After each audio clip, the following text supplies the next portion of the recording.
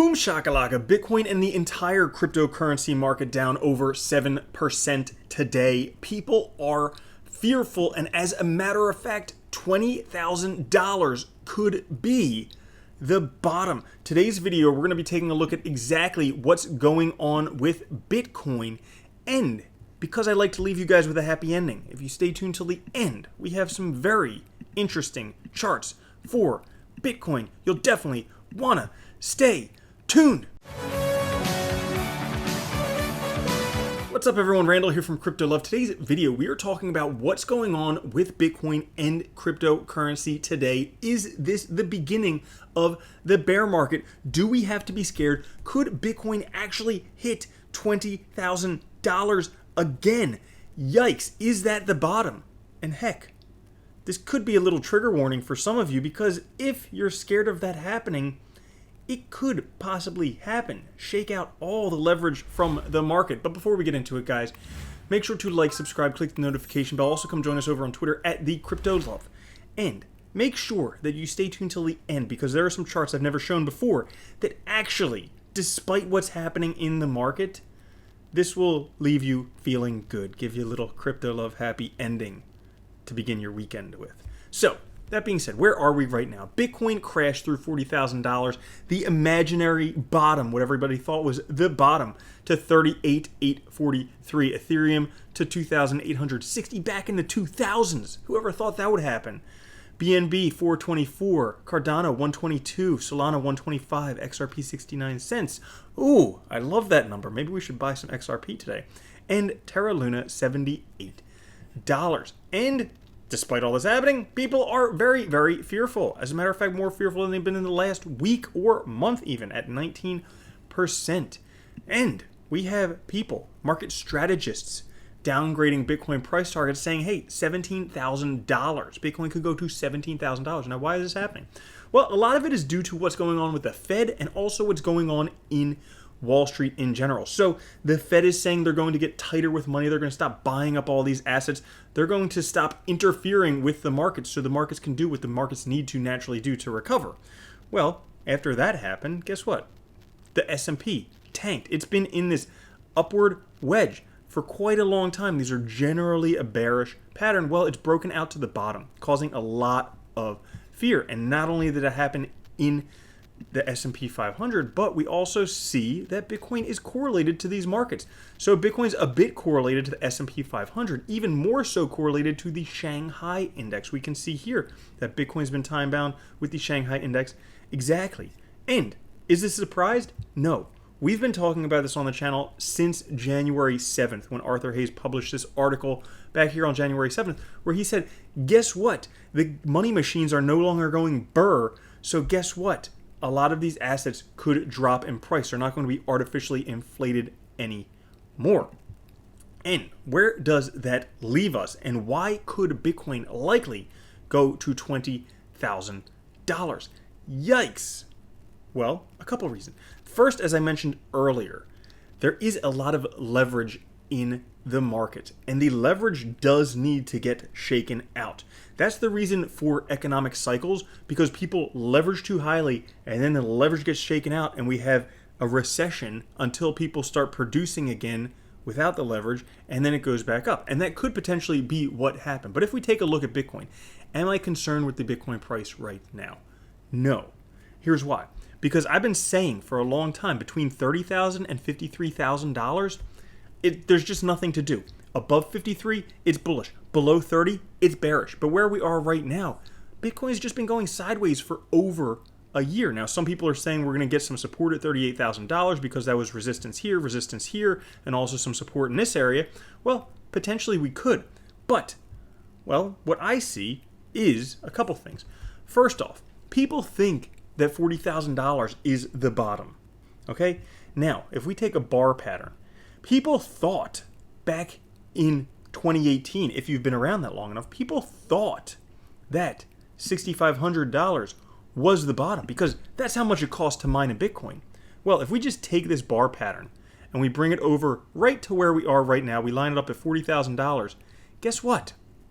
That bar pattern once we break to the bottom of what everybody thinks is the bottom, well, it could go down 50% all the way to $20,000.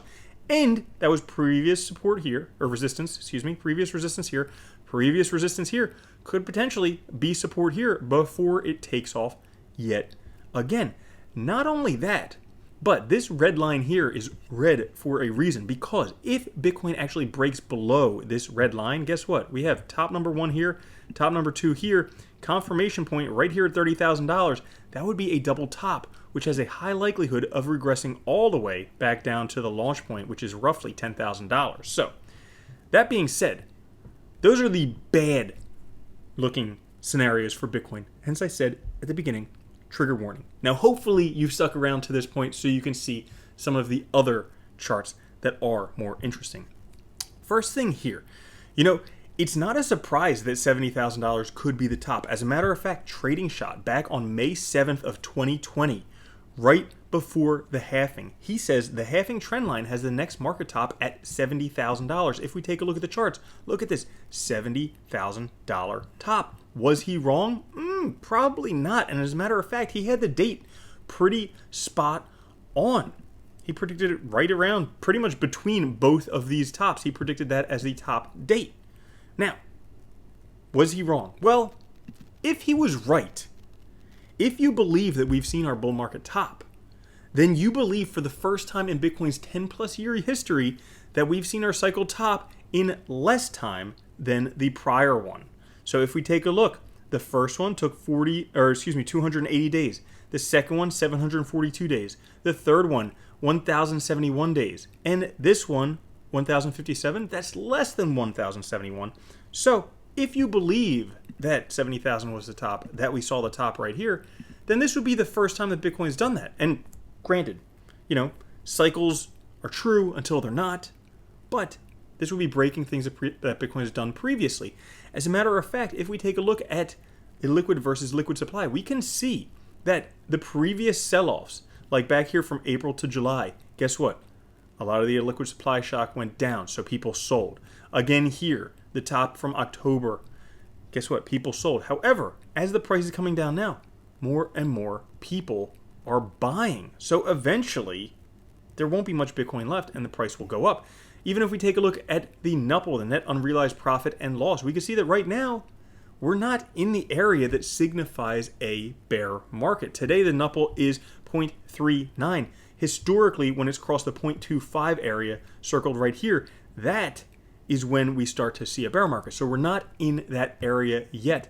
And even if we look at cbbi.info, we can see here, we have come nowhere close to a red, which would trigger a market top. As a matter of fact, the highest was right here, 76%, when Bitcoin was $55,000. That was the closest that Bitcoin has been to a top when it was $55,000 before it reached the $65,000 or $70,000 area. But I get it. A lot of people are scared. They see charts like this and they're terrified. They read stuff like this from Arthur Hayes and they're terrified. So let's take a look at some facts, some numbers, so you can at least sleep a little bit better at night. Hopefully you're not leveraged to the hilt. If you are, I don't know how to help you. But for all of those non-leveraged spot Bitcoin traders, hodlers, crypto hodlers, well, if we take a look here, we can see down on the bottom, the Bitcoin floor price predictions on average, $21,755, the floor price average. This coincides with what I was saying right here, where $20,000 could potentially be the bottom, okay? But if we take a look at different things, like the Bitcoin realized price, $24,000, the Meyer multiple floor price, $38,000, the Diamond Hands MVLV, $32,000, Bitcoin mining difficulty price, $14,000, that's not so good, but Bitcoin logarithmic growth curve, $26,000. So somewhere between $15,000 and $40,000 would likely be the hard bottom that everybody's looking for. And this is a chart from Binky Ponderosa. You can go check that out on Twitter. Not only that, but we also have to remember Binance just bought 43,000 Bitcoin at $43,000. Michael Saylor just bought another 2,000 Bitcoin with their average price per Bitcoin of $30,000. Do you think that the price is going to go much lower than that? I don't think so. I could be wrong, but I don't think so. Which brings me to this final chart. Never shown this chart before, but I think this is amazing because I've seen the same type of thing for stocks before. I've never seen this for Bitcoin before, and I think this is great. This is from John Street Capital. So basically, what this shows is that from 2013 to 2021, Bitcoin compounded at 141% per year, which is an amazing return considering a bank account gets you 0.1% per year. Okay? Now, if you miss, and considering good returns from the S&P 500 is 12% per year. So this is 10 times what you could expect from the S&P 500.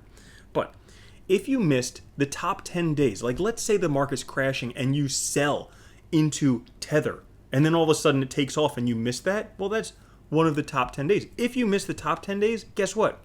You get 91% per year, which is a little bit more than half. We'll say 2/3 of what you would get if you were in every day, despite the bad days, the good days, whatever.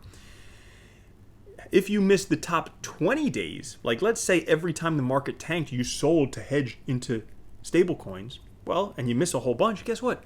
61.3%, a third. You would do a third as well if you were doing that. And if you miss the top 30 days, you would get 39.1%, the top 40 days, 21%, and the top 50 days, you would only get a 7% return. So you miss the top 50 days. That's 1 out of 6 days in a year that you miss. Well, potentially you would get returns worse than the S&P 500. So that being said, I'm not telling you to stay in cryptocurrency, and I'm not telling you to sell your cryptocurrency. I know what I'm doing myself. I'm hodling for 10 plus years because it just doesn't matter. I know how compound interest works. I know how the exponential function works. And I know that after another couple halvings, these numbers we're looking at now will be nothing. I'm in the Michael Saylor strategy type of thing, but you have to decide for yourself. Where are you? Is this something where you're going to get shaken out? Did you go long in leverage and maybe you're getting shaken out against your will? I don't particularly know. But that being said, things might get worse for Bitcoin before they get better. But you have to remember, look at all the money printing that's going on right now.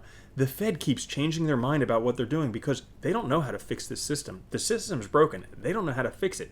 You know how you fix infinite fiat money printing? You get something of a limited supply, like Bitcoin, like specific cryptocurrencies, maybe like a CryptoPunk. I don't exactly know if you're into NFTs. Well, that's what you would do. But that being said, have patience. Things look bad today, but don't do anything silly. Thank you all for watching. I hope you did enjoy it. If you did, make sure to click the like button and the subscribe button. I'll catch you all later. Have a good one. Peace.